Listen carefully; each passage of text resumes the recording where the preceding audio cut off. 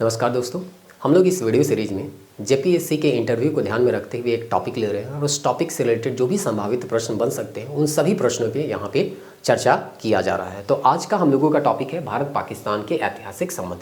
आपको पता है भारत पाकिस्तान का संबंध बहुत ही कॉम्प्लिकेटेड है। 1947 से लेकर 2025 के बीच के संबंधों को एक वीडियो में समेटना बहुत मुश्किल था, तो इसीलिए हम यहाँ पे इसको दो पार्ट में बांटे हैं। पहला ऐतिहासिक संबंध जो कि 1947 से लेकर 2025 के बीच जो भी महत्वपूर्ण घटनाक्रम घटे हैं उससे संबंधित कुछ प्रश्न आपको देखने को मिलेंगे और उसका जो मॉडल आंसर हो सकता है वो हम आपको बताने का प्रयास करेंगे। उसके बाद जो नेक्स्ट वीडियो होगा वो स्पेशली पहलगाम हमला से संबंधित होगा, मतलब पहलगाम हमला से संबंधित क्या क्या प्रश्न बनाए जा सकते हैं और उसका क्या मॉडल आंसर हो सकता है ये हम आपको नेक्स्ट वीडियो में बताने का प्रयास करेंगे। तो इससे रिलेटेड बहुत सारे आर्टिकल आपको आजकल न्यूज़पेपर में देखने को मिल जाएंगे। ये प्रभात खबर का है जो कि 4 मई 2025 को आया था। पर जो भी न्यूज़पेपर में आर्टिकल दिए जाते हैं बहुत ही आसान शब्दों में समझाए जाते हैं क्योंकि आम इंसान जो है इसको पढ़ता है। तो उम्मीद करते हैं ये जो बेसिक तथ्य न्यूज़पेपर में दिए जा रहे हैं वो तो आपको कम से कम जानकारी होना ही चाहिए और उसी के आधार पर कुछ प्रश्न यहाँ पे बनाए गए हैं जिसका उत्तर जो है हम लोग देने का प्रयास करेंगे। आपको फिर से हम बता रहे हैं कि सभी का उत्तर देने का जो तरीका हो सकता है वो अलग अलग हो सकता है क्योंकि उनके पास तथ्यों का जो भंडार हो सकता है ना वो अलग अलग होता है। हर कैंडिडेट एक ही जानकारी नहीं रखता है, अलग अलग जानकारी होता है, उनका अलग अलग अनुभव होता है, तो आंसर देने का लहजा जो है अलग हो सकता है। लेकिन एक मॉडल आंसर आपको यहाँ पे बताया जा रहा है, एक प्रश्न बताया जा रहा है, इसके आधार पर आप अपने तैयारी को आगे ले जा सकते हैं। तो सबसे पहला प्रश्न जो है इंटरव्यू के पैनल के एक मेंबर करते हैं जो कि हिस्ट्री और आईआर के एक्सपर्ट है। वो बोलते हैं भारत और पाकिस्तान का विभाजन क्यों और कैसे हुआ। तो आपको हमेशा हम बता रहे हैं कि जब भी सवाल का आप जवाब दें उस समय ध्यान में ये रखें कि क्या पूछा गया और जो पूछा गया है उसी का जवाब आपको देना है। तो विभाजन के बारे में पूछा गया है क्यों और कैसे हुआ, तो सबसे पहले क्यों हुआ और कैसे हुआ वो चीज़ आपको बताना है। तो बहुत लंबा में तो आपको खींचना नहीं है, 3-4 लाइन में या 1 मिनट मैक्सिमम टू मैक्सिमम आधा से 1 मिनट में अपना जवाब जो है वो आपको देने का प्रयास करना है। तो यहाँ कैंडिडेट बताता है भारत और पाकिस्तान का विभाजन 1947 में हुआ और इसका कारण जो था वो धार्मिक आधार था। तो क्यों हुआ, तो धार्मिक कारण के कारण इसका विभाजन हुआ। इसका आप जवाब दे दिए कि इसका जो आधार था वो क्या था, धर्म था। धर्म के कारण ही हमें 2 राष्ट्र देखने को मिलता है, भारत और पाकिस्तान। अब यहाँ पे कैसे हुआ उसके बारे में थोड़ा सा यहाँ पे दिया गया है। आपको तो यहाँ पे 500 शब्दों में आंसर नहीं ना देना है, 2-4 शब्दों में 2-4 लाइन में ही अपना आंसर को समेटना है। तो इसी अनुसार से हम अपना जवाब देंगे। तो अगला लाइन बोलता है ब्रिटिश भारत में हिंदू मुसलमान तनाव, मुस्लिम लीग की 2 राष्ट्र के सिद्धांत की मांग और अंततः माउंटबेटन योजना के तहत 2 स्वतंत्र राष्ट्रों का गठन हुआ। तो 2 स्वतंत्र राष्ट्र का जो गठन होता है उसके पीछे 3 मुख्य कारण यहाँ पे बताया गया है। एक तो आपको धार्मिक आधार बता ही दिया गया। अब उसके बाद यहाँ पे कैसे हुआ, तो सबसे पहले यहाँ पे क्या किया गया, ब्रिटिश गवर्नमेंट के द्वारा हिंदू और मुसलमान के बीच तनाव उत्पन्न किया गया। हम लोग पढ़ते भी हैं फूट डालो और शासन करो। तो पहला जो यहाँ पे है ना विभाजन का आधार बना वो बना क्या, ब्रिटिश सरकार के द्वारा फूट डालो और शासन करो की नीति, यानी हिंदू मुसलमान के बीच तनाव। दूसरा था यहाँ पे विभाजन कैसे हुआ, तो विभाजन हुआ मुस्लिम लीग के 2 राष्ट्र के सिद्धांत के कारण, क्योंकि मुस्लिम लीग जो है वो पाकिस्तान का डिमांड कर रही थी। और तीसरा हो जाता है जो फाइनल यहाँ पे विभाजन होता है वो माउंटबेटन जो प्लान है उसके तहत होता है जो कि 3 जून को किया जाता है। तो इस तरह से 3 जून को माउंटबेटन आते हैं और बोलते हैं कि अंततः पाकिस्तान बनेगा और इस तरह से 2 राष्ट्र बनता है। तो ये जो है आप 2 लाइन में इसको समेट दिए। विभाजन के बारे में आप बताते हैं कि विभाजन अत्यंत ही क्या था, हिंसक था। हम लोग देखते हैं कि जो यहाँ पे आपका भारत में बहुत सारे लोग थे, भारत के जो लोग थे वो पाकिस्तान चले गए, पाकिस्तान के बहुत सारे लोग थे वो भारत आए। इस दौरान जो है बहुत सारे हिंसक झड़पें यहाँ पे हम लोगों को देखने को मिलती हैं। तो यहाँ पे बता दिया गया विभाजन अत्यधिक हिंसक था, दोनों देशों के संबंध की नींव जो है वो अविश्वास पर टिक गया है। तो इस तरह से आप ये पहला सवाल का जवाब दे दिए। अब फिर से जो मेंबर है वो पूछ रहे हैं कश्मीर मुद्दे की शुरुआत कैसे हुई। तो कैंडिडेट बताता है 1947 में महाराजा हरि सिंह ने भारत के साथ विलय पत्र पर हस्ताक्षर किए लेकिन पाकिस्तान ने इसे अस्वीकार किया। तो यहाँ पे आपको पूछा गया है कि शुरुआत कैसे किया गया, तो सीधे सीधे आपको बता देना है कि महाराजा हरि सिंह जो है वो स्वतंत्र रहना चाह रहे थे। लेकिन फिर से हम लोग जानते हैं, हम लोग बहुत सारा चीज़ चूँकि हम लोग मेंस दिए हुए हैं तो ये मान के चल रहे हैं कि बहुत सारे कैंडिडेट को इससे रिलेटेड बहुत सारे बेसिक चीज़ भी पता होंगे। तो 1947 में महाराजा हरि सिंह जो है विलय पत्र पर क्या कर लेता है, हस्ताक्षर कर लेता है। शुरुआत में तो बोल रहा था स्वतंत्र रहेंगे, लेकिन बाद में भारत के विलय पत्र पे वो हस्ताक्षर कर लेगा जिसको जो है पाकिस्तान स्वीकार नहीं करता, अस्वीकार कर देता है। फिर क्या होता है आगे, कबीलाई हमलावरों को पाकिस्तान के द्वारा भेजा जाता है। परिणाम स्वरूप भारत ने सुरक्षा के लिए सेना भेजी, मामला संयुक्त राष्ट्र में गया और तब से यह मुद्दा भारत और पाकिस्तान के बीच विवाद का प्रमुख कारण बना हुआ है। तो इस तरह से यहाँ पे हम देखते हैं कि पूछा गया कश्मीर का मुद्दे का शुरुआत कैसे हुआ। तो कश्मीर शुरुआत में स्वतंत्र रहना चाहता था, बाद में 1947 में विलय पत्र पे राजा हरि सिंह जो है वो साइन करते हैं, लेकिन पाकिस्तान उसको नहीं मानता है और कबीलाइयों के द्वारा हमला कर दिया जाता है। ये मामला चला जाता है यूएन में, फिर यूएन हस्तक्षेप करता है और इस तरह से ये मुद्दा जो है भारत और पाकिस्तान के बीच जो है वो बना हुआ रहता है, जो कि वर्तमान समय तक बना हुआ है। अब फिर से यहाँ पे मेंबर पूछते हैं जो कि हिस्ट्री और आईआर के ही एक्सपर्ट है, उस समय भारत ने संयुक्त राष्ट्र का रुख क्यों किया। अब यहाँ पे आप बता दिए हैं कि यूएन का रुख किया गया और यूएन हस्तक्षेप करता है। तो यहाँ पे पूछा गया आखिर ये द्विपक्षीय मामला था, तो यहाँ पे यूएन को क्यों बीच में डाला गया। अब कैंडिडेट इसका जवाब दे रहे हैं, सर पंडित नेहरू ने कश्मीर मुद्दे को अंतर्राष्ट्रीय मंच पर हल करने की उम्मीद से यूएन का रुख किया था, कि नेहरू को लगा था कि अगर यूएन यहाँ पे हस्तक्षेप करता है तो कश्मीर मामला जो है वो आराम से सुलझ जाएगा, लेकिन ऐसा देखने को नहीं मिलता है। लेकिन पाकिस्तान ने इसे अपनी रणनीति के रूप में इस्तेमाल किया और तब से यह अंतर्राष्ट्रीय मुद्दा बन गया, जबकि भारत इसे द्विपक्षीय मानता रहा है। तो बार बार पाकिस्तान तो यही कहता है ना कि नेहरू के द्वारा बोला गया था या नेहरू के द्वारा ही यूएन में इसको ले गया था, ऐसा करके यहाँ पे पाकिस्तान बोलता है। लेकिन अभी भी हम लोग यहाँ पे बोलते हैं ये कश्मीर का जो मुद्दा है वो द्विपक्षीय है और यहाँ पे केवल दो ही पक्ष हैं, एक भारत और एक पाकिस्तान, तीसरा कोई भी पक्ष यहाँ पे नहीं आ सकता है। और इस तरह से यहाँ पे ये सवाल का जवाब कंप्लीट होता है। अब नेक्स्ट सवाल जो बनता है, बताइए अब तक भारत और पाकिस्तान के बीच कितने युद्ध हुए हैं। तो यहाँ पे कैंडिडेट बोलते हैं सर अब तक भारत और पाकिस्तान के बीच कुल 4 पारंपरिक युद्ध हुए हैं, 1947 में, 1965 में, 1971 में, 1999 में कारगिल का युद्ध। अगला सवाल है जय जवान और जय किसान नारा कब और क्यों दिया गया। तो यहाँ कैंडिडेट सवाल का जवाब देते हैं, बोलते हैं सर यह नारा लाल बहादुर शास्त्री जी ने 1965 के युद्ध के समय दिया था, जिससे सैनिकों और किसानों दोनों का मनोबल बढ़ाया जा सके। एक ओर सीमा पर जवान लड़ रहे थे, दूसरी ओर किसान अन्न उगा रहे थे। तो 1965 से संबंधित जो युद्ध था उसके बारे में आपको सवाल पूछा गया। अब 1965 के बाद अगला सवाल आता है 1971 से संबंधित। तो फिर से इंटरव्यू के जो मेंबर होते हैं वो पूछते हैं बहुत अच्छा 1971 में के युद्ध में भारत की क्या भूमिका थी। तब कैंडिडेट जवाब देता है सर 1971 में भारत ने पूर्वी पाकिस्तान के मानवाधिकार उल्लंघन और शरणार्थी संकट को देखते हुए हस्तक्षेप किया था। मतलब पाकिस्तान के द्वारा मानवाधिकार का उल्लंघन किया जा रहा था, इसीलिए भारत जो है यहाँ पे हस्तक्षेप करता था और शरणार्थी जो संकट थे उसको देखते हुए यहाँ पे जो है हस्तक्षेप किया गया था भारत के द्वारा।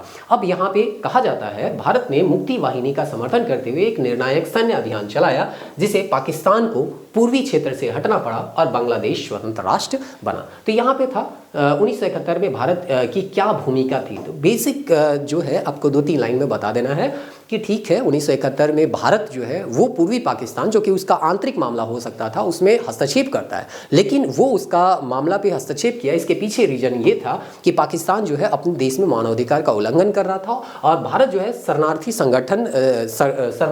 संकट से जूझ रहा था, क्योंकि बांग्लादेश के जो वर्तमान बांग्लादेश है वहाँ से बहुत सारे लोगों का पलायन भारत में हो रहा था। तो भारत बिल्कुल ऐसा नहीं चाहेगा कि वहाँ अशांति बना हुआ रहे और वहाँ के लोग जो है भारत में पलायन कर जाए, इसीलिए भारत जो है वो यहाँ पे हस्तक्षेप करता है ताकि वहाँ पे उस क्षेत्र में शांति बना हुआ रहे। तो इस तरह से यहाँ पे जो मुक्ति वाहिनी था वहाँ के जो स्वतंत्र होने के लिए जो संगठन बनाया गया था मुक्ति वाहिनी, उसका वो समर्थन करते हैं और निर्णायक सैन्य अभियान चलाया गया, जिससे पाकिस्तान जो है उसको उस क्षेत्र से हटना पड़ा और बांग्लादेश का स्वतंत्र रूप आपको देखने को मिला।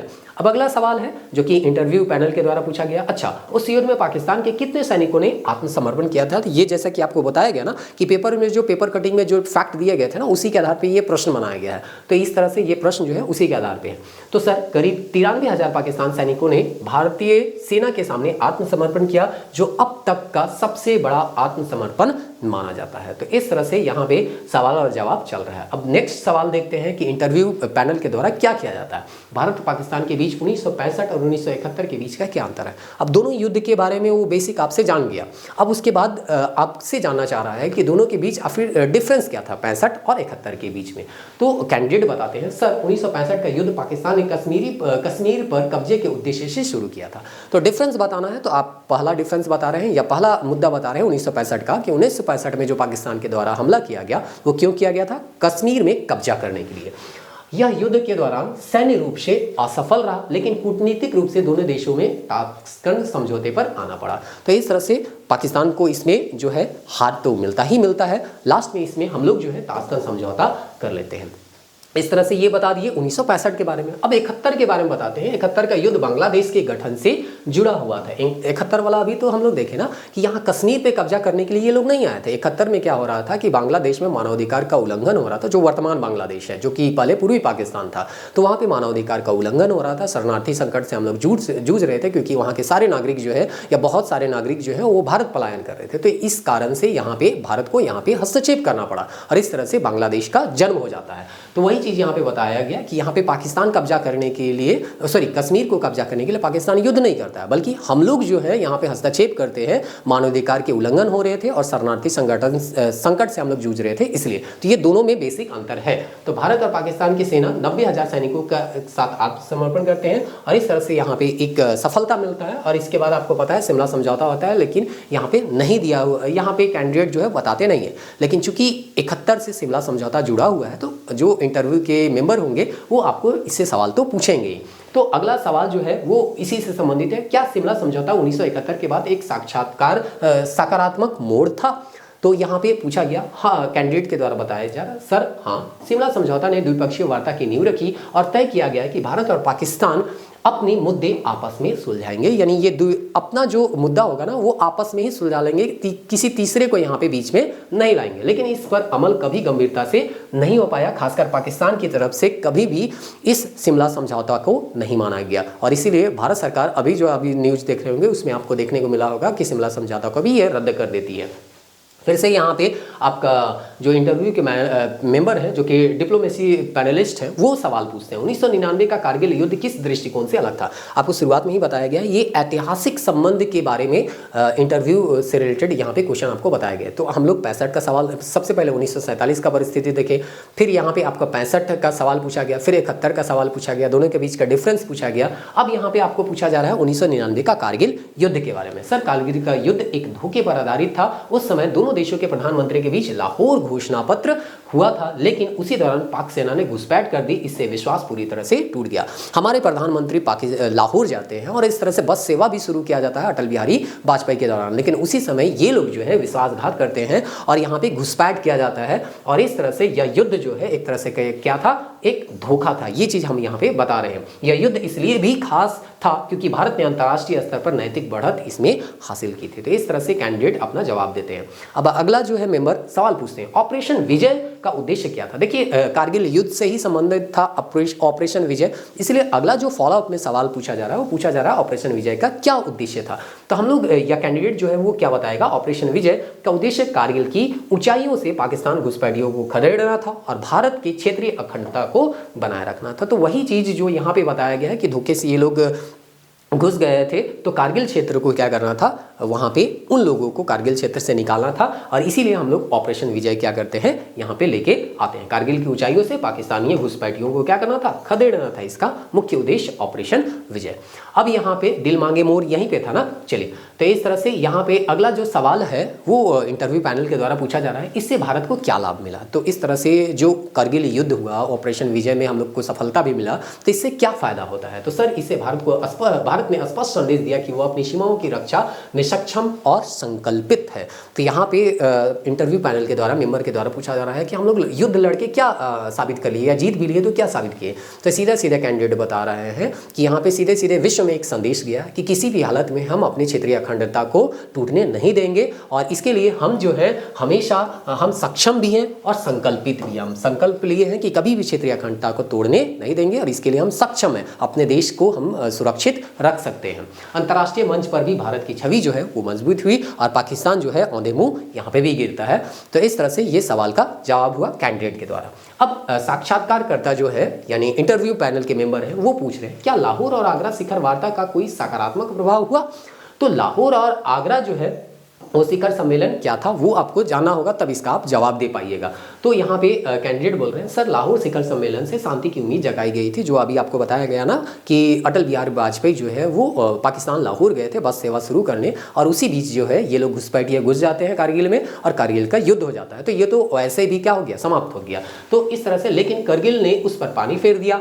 आगरा वार्ता के कुछ ही सकारात्मक संकेत थे, लेकिन संसद में हुए हमले के बाद सब कुछ फिर से क्या हो गया, ठप हुआ। अब आगरा शिखर वार्ता होता है, लेकिन इसके बाद संसद में हमला हो जाता है, और जैसे संसद में हमला हुआ तो फिर से ये वार्ता जो है वो सीधे सीधे है ना, इसका कोई मतलब रह नहीं जाता है। फिर पॉलिटिकल हिस्ट्री एक्सपर्ट जो होते हैं वो सवाल पूछते हैं, आपने 2001 संसद हमले की बात की, उसके बाद भारत की नीति में क्या बदलाव आया। अब ठीक है, यहाँ पे आपको पूछा जा रहा है 2001 के बाद सारा जो बातचीत था फिर से यहाँ पे ठप हो जाता है, तो बोला गया कि इसके बाद हम लोग कौन सी नीति को अपनाते हैं। तो कैंडिडेट का यहाँ पे जवाब होगा सर 2001 में संसद हमले के बाद भारत और पाकिस्तान को लेकर नीति और कठोर बना दिया गया। तो जो हम लोगों का पॉलिसी था उसको हम लोग थोड़ा सा और कठोर बना देते हैं, नर्म जो है हम लोग नहीं अब रहेंगे। तब से अब तक आतंकवाद को केंद्र में रख कर ही भारत पाकिस्तान संबंधों का मूल्यांकन होता है। तो यहाँ पे अब हम लोग सेंटर में रखते हैं किसको, आतंकवाद में, और आतंकवाद को ध्यान में रखते हुए ही हम कोई बात को आगे लेके चलते हैं। मतलब हम लोगों का मुख्य जो मुद्दा होता है दोनों के बातचीत का वो आतंकवाद होता है। अगर आप आतंकवाद को बढ़ावा दीजिएगा तो हम लोग आगे कुछ भी बात नहीं करेंगे। ये चीज़ जो है आपको है ना, पाकिस्तान को भारत जो है वो बताने का प्रयास करती है। आगे बोलता है कैंडिडेट, भारत ने बातचीत की प्रक्रिया को लेकर टेरर और टॉक के साथ नहीं चल सकते की नीति पर टिका दिया। तो सीधे सीधे कैंडिडेट बता रहा है कि भारत सरकार का अब एक ही नीति है कि टेरर और टॉक साथ में नहीं चल सकते हैं। या तो आप टेररिस्ट को बढ़ावा दे रहे हैं तो टेररिस्ट को बढ़ाइए, आपको हम नेस्तानाबूद करेंगे, और अगर टॉक कर रहे हैं तो टेरर को या टेररिस्ट को आपको शरण नहीं देना है। तो वही चीज़ बोल रहा है, टेरर और टॉक जो है वो साथ नहीं चलता। या तो बातचीत कीजिए या तो आप टेररिस्ट को समर्थन कीजिए, हम लोग उसका है ना फिर जो करना होगा हम लोग करेंगे।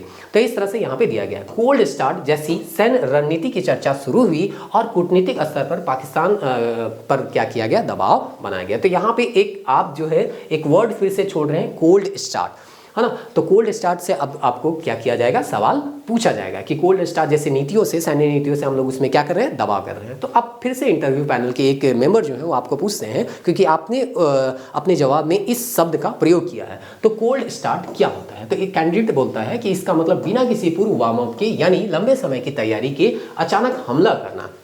कहने का मतलब है आपके ऊपर हमला किया गया, अगर आप महीना भर 15 दिन तैयारी कीजिएगा उसके बाद हमला कीजिएगा तो सामने वाला भी क्या रहेगा, अपने आप को तैयार कर लेगा। तो उतना इम्पैक्ट आप नहीं पड़ा सकते हैं या उतना इम्पैक्ट जो है नहीं पड़ेगा। तो हम लोग क्या करते हैं, हाँ यहाँ पे दिया गया कोल्ड स्टार्ट मतलब क्या होगा कि सामने वाला संभल भी नहीं सके और उसी दौरान हम उसके ऊपर क्या कर दे, हमला कर दे, ताकि वो है ना सुरक्षात्मक जो उपाय कर सकता था वो सुरक्षात्मक उपाय वो ना कर पाए और उसको ज़्यादा से ज़्यादा नुकसान हो। तो वही है, इसका उद्देश्य सीमित युद्ध को तेजी से प्रारंभ करना है ताकि दुश्मन को जवाब देने का समय ना मिले और भारत अपनी सामरिक बढ़त हासिल करे। तो इतना जल्दी आपको हमला कर देना है कि दुश्मन को जवाब देने का समय ही ना मिले। और इसका मुख्य विशेषता क्या होता है कोल्ड स्टार्ट का, कि सेना की तेजी से तैनाती करना है, मोबाइलाइज एक जगह से दूसरे जगह हम बहुत तेजी से भेज सके, थल सेना, वायु सेना, नौसेना को समन्वित हमला करना, कोऑर्डिनेट बना के हमला करना, कि है ना ऐसा नहीं है कि थल सेना का वायु सेना से कोऑर्डिनेशन ही नहीं बन पा रहा है, तो तीनों के बीच कोऑर्डिनेशन बना के चलना,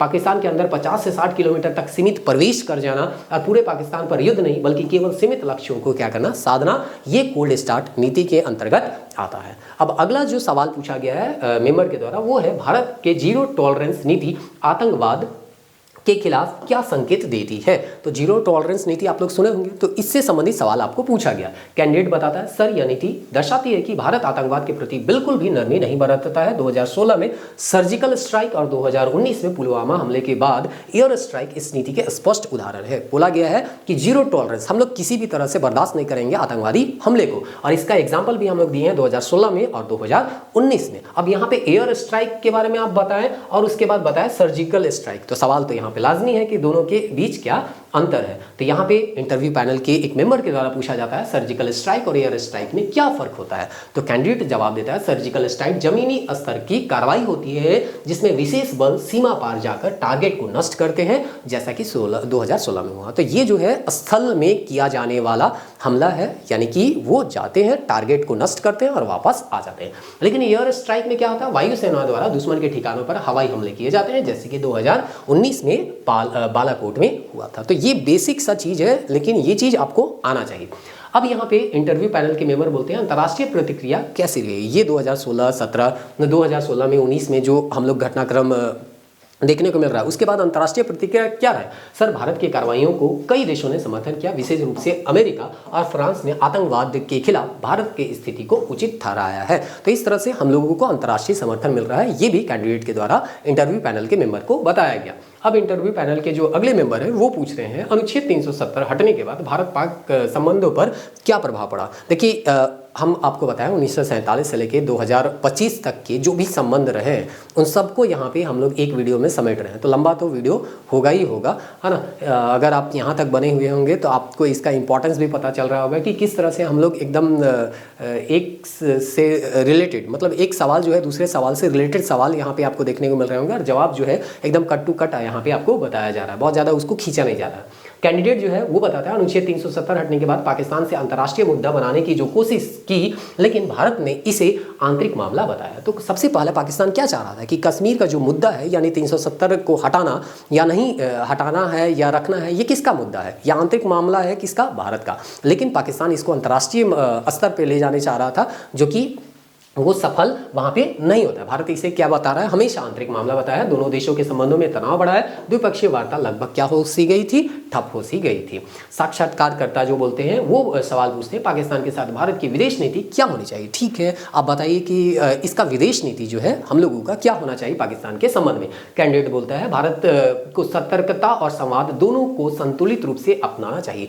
भारत कैंडिडेट बता रहा है कि भारत को हमेशा सतर्क रहना है, क्योंकि ये लोग धोखे देने में क्या है, माहिर है। और संवाद को भी आपको लेके चलना है, क्योंकि पड़ोसी आप कभी बदल नहीं सकते हैं। तो जब तक यहाँ पे संवाद नहीं कीजिएगा किसी भी मामला का हल तो निकलेगा नहीं। तो इस तरह से हम लोगों को सतर्क करना है, सतर्क रहते हुए संवाद करना है, बातचीत करना है। आतंकवाद के मुद्दे पर सख्ती जरूरी है, लेकिन जब तक सकारात्मक माहौल बने कूटनीतिक प्रयासों के जरिए शांति की दिशा में कदम उठाने चाहिए। तो इस तरह से हम लोग को सख्ती दिखाना होगा आतंकवाद के मामले में, लेकिन माहौल सकारात्मक माहौल बने कूटनीतिक प्रयासों के जरिए शांति की दिशा में भी हम लोगों को क्या करना है, कदम उठाना है, ऐसे कैंडिडेट यहाँ पे बता रहे हैं। अब चलिए यहाँ पे लगभग अब अंतिम में हम लोग यहाँ पे आ ही गए, एक आध स्लाइड और होगा। तो मेंबर बोलते हैं, अगला सवाल पूछते हैं, अगर आपको भारत पाक वार्ता का हिस्सा बनाया जाए तो आपकी प्राथमिकताएं क्या होगी। ठीक है, अब आपको हाइपोथेसिस एक प्रश्न पूछा जा रहा है कि अगर आप भारत पाक वार्ता में जाएं तो आप क्या क्या मुद्दे पे बात करेंगे, आपकी प्राथमिकता क्या होगी। तो सबसे पहला है सीमा, मेरी प्राथमिकता होगी सीमा पर शांति सुनिश्चित रखना। तो हम बताएंगे कि जब भी हम बात करेंगे तो उसमें हम ध्यान में रखेंगे कि जो भी निष्कर्ष निकले उससे हमको पता चले कि सीमा पे बॉर्डर पे क्या रहे, शांति रहे। आतंकवाद पर स्पष्ट और ठोस कार्रवाई की मांग, हम पाकिस्तान से ये मांग करेंगे कि टेररिस्ट पे स्पष्ट कार्रवाई किया जाए और इस तरह से है ना कार्रवाई की हम मांग करेंगे। दूसरा अगला चीज क्या करेंगे, पीपल टू पीपल कांटेक्ट, यानी कि हम लोग जानते हैं कि वहाँ का सैनिक जो है वो इस तरह की हरकतें ज़्यादातर करता है, सारी जनता जो है वो दोषी नहीं हो सकते हैं। तो हम लोग जो है पीपल टू पीपल कांटेक्ट बढ़ाएंगे और इस तरह से शांति बनाने का प्रयास भी करेंगे के माध्यम से आपसी विश्वास का बहाल करना है। व्यापार और जल साझेदारी जैसे मुद्दे पर व्यावहारिक संवाद को बढ़ावा देना। व्यापार बढ़ाएंगे तो क्या होगा, यहाँ पे लोगों को इनकम का एक साधन मिल जाएगा, तो हो सकता है इससे युद्ध जो है वो थोड़ा सा कम होने लग जाए या टेरर जो है टेररिस्ट जो है उसका प्रभाव कम देखने को मिलेगा। तो ये इसकी प्राथमिकता थी, ये कैंडिडेट बताते हैं। फिर इंटरव्यू के जो पैनल है वो इथिक्स और पब्लिक सेंटिमेंट पैनलिस्ट थे, वो सवाल पूछते हैं आम जनता की भावना भारत पाक संबंधों की में कितनी भूमिका निभाती है। तो आम जनता का जो भावना होता है ना, जैसे कि अभी हो रहा था उस समय बोला जा रहा था रातों रात वहाँ पे स्ट्राइक कर दो, लाहौर तक पहुँच जाए, इस तरह से आम जनों का ये भावना था, लेकिन ऐसा हम लोगों को कुछ देखने को नहीं मिलता है। तो इस तरह के जो भावना है वो कैसे सरकार की नीति को प्रभावित करते हैं, ऐसा इंटरव्यू पैनल के मेंबर जो है पूछ रहे हैं। तो सर बहुत अहम भूमिका है ये आम जनता की भावना, क्योंकि सरकार को इनके भावनाओं को ध्यान में रखना ही पड़ता है। हर युद्ध, हमला या क्रिकेट मैच भावनाओं से जुड़ती है, चाहे वो युद्ध हो, चाहे अभी जैसा हमला किया गया है हमला हो, या क्रिकेट मैच हो, सभी जो है वो भावनाओं से जुड़ती हैं। अगर भावनात्मक वातावरण नकारात्मक हो, अगर ये क्या हो जाए, नकारात्मक हो जाए, तो कूटनीति में भी दबाव आ जाती है। प्रशासनिक अधिकारी को जन भावना को समझते हुए नीतिगत संतुलन बनाए रखना पड़ता है। तो जन भावना को भी ध्यान में रखना होता है, और जो प्रशासनिक एक तरह से उपाय किए जा सकते हैं उस तरह के भी उसको उपाय करने होंगे, कूटनीतिक तरीका को अपनाना होगा। ऐसा नहीं कि है ना जनता जो भी बोले उसको रातों रात प्रशासनिक अधिकारी कर दे, तो है ना वहाँ पे ठीक नहीं होगा, ऐसा कैंडिडेट बताने का प्रयास कर रहे हैं। अब जो है इंटरव्यू पैनल के मेंबर पूछ रहे हैं, भारत की सैन्य इतिहास पर कोई महत्वपूर्ण पुस्तक बताइए, जो कि वही पेपर कटिंग में दिया हुआ था, तो उसी से सवाल एक बनाए हुए हैं। तो यहाँ पे आपको याद है तो ठीक है, नहीं तो जैसे भी है सॉरी करके निकल जाना है। ये तो आपको है ना हर सवाल के जवाब में कोई जरूरी नहीं है कि हर सवाल का आपको जवाब है आता ही हो। अगर नहीं आ रहा है तो सॉरी करके आप उसको क्या कर सकते हैं, आगे जा सकते हैं। लेकिन यहाँ पे हम तो सवाल ले रहे हैं तो जवाब आपको बता दे रहे हैं, है ना। चलिए, तो जी सर, कुछ प्रमुख पुस्तकें हैं। इंडिया वास air vice marshal A.K. Subramaniam के द्वारा लिखा गया। The Indian Pakistan war of 1965 R.D. प्रधान के द्वारा लिखा गया है। The 1971 war India's military victory, ये 3 किताब के बारे में आपने बताया कैंडिडेट के तौर पे। फिर है पैनल पूछते हैं क्या आपने इनमें से कुछ पुस्तक पढ़ी, अगर पढ़े हैं तो हाँ बताइए, और नहीं पढ़े हैं तो नहीं बोल के निकल जाइए। जी सर, इंडिया वार्स पढ़ी है, इसमें भारत की सैन्य नीति और युद्धों की रणनीति को समझने में बहुत मदद मिली है। यह सुसंगठित और तथ्यपरक पुस्तक है। समापन चेयरपर्सन जो है समापन प्रश्न पूछते हैं कि ठीक है भैया, बहुत देरी आपसे पूछ लिए, अब एक लास्ट प्रश्न आप बता दीजिए। तो आपके अनुसार इतिहास को देखते हुए भारत और पाकिस्तान के साथ कैसे है ना आगे बढ़ना चाहिए, संबंध को कैसे आगे बढ़ाना चाहिए। तो हम इसका या कैंडिडेट के तौर पे इसका जवाब कैसे दिया जा सकता है। सर, इतिहास हमें सतर्क करता है कि भरोसे की परीक्षा हर कदम पर लेनी चाहिए। भारत को ताकत के साथ शांति की बात करनी चाहिए। तो भारत को अपने ताकत को बताते हुए, ताकत को दिखाते हुए शांति समझौता करना चाहिए या शांति की बात करना चाहिए। क्योंकि ये लोग जो है ये लातों का जो बोलते हैं ना कि बात भूत जो होते हैं वो बातों से बांधते नहीं है, वही है पाकिस्तान। तो शक्ति के साथ शांति। देखिए, हम जो है एक आम बोलचाल की भाषा में आपको समझाने का प्रयास कर रहे हैं, और एक जो है आपको इंटरव्यू पैनल के सामने बोलना है। तो जो बोलना है वो लिखा हुआ है, हम जो एक्स्ट्रा आपको समझाने के लिए बोल रहे हैं वो आप सामने वहाँ पे मत बोल दीजिएगा, ठीक नहीं। ये बोलचाल की बात है, मैं आपको समझा रहा हूँ ताकि ये चीज़ जो है आपके दिमाग में बैठ जाए, और उसको आप जो है इंटरव्यू पैनल के सामने, जो इंटरव्यू पैनल में एक औपचारिक भाषा में बोल सकते हैं, तो उस माध्यम से बोल सकते हैं। शक्ति के साथ शांति के बारे में आप बात कीजिएगा। द्विपक्षीय संबंध तभी टिक सकते हैं जब आधारभूत मुद्दों जैसे कि आतंकवाद पर स्पष्ट समझौते हो। अगर पाकिस्तान चाहे तो हम लोग बात कर सकते हैं, लेकिन पाकिस्तान ये बताए कि हम जो है आतंकवाद को किसी तरह से कोई भी फंडिंग नहीं कर रहे हैं या उसका सहयोग नहीं कर रहे हैं, तभी हम बात करेंगे, और नहीं तो हम लोग बात करने वाले नहीं। हम लोगों को स्पष्ट यहाँ पे बोल दिए शक्ति के साथ शांति, हम लोग शक्ति दिखाएंगे, है ना। और अगर शांत तुम रहोगे तो ठीक है, नहीं तो तुमको शांत कर देंगे। तो इस तरह से यहाँ पे कुछ सवाल जो है आपको हम बताएं, और हमको लगता है ये बहुत लंबा वीडियो बन गया, आधा घंटा का वीडियो बन गया, लेकिन उम्मीद करते हैं यहाँ तक अगर आप देख रहे होंगे तो यहाँ जो भी प्रश्न बताए गए होंगे वो आपको इंपॉर्टेंट लग रहे होंगे, और उसका आंसर जो है थोड़ा बहुत हम आपको बता दिए मॉडल आंसर, इसमें थोड़ा बहुत आप चेंज कर सकते हैं। नेक्स्ट वीडियो में हम लोग पहलगाम जो हमला हुआ है उसके इर्द गिर्द जो सवाल बन सकते हैं उन सवालों को यहाँ पे डिस्कस करेंगे। बहुत लंबा टॉपिक था, इसीलिए इतना लंबा वीडियो चला गया। बाकी जो टॉपिक होंगे वो छोटे छोटे होंगे, उसमें बहुत ज़्यादा टाइम नहीं लगेगा। मिलते हैं नेक्स्ट वीडियो में, तब तक के लिए जय हिंद।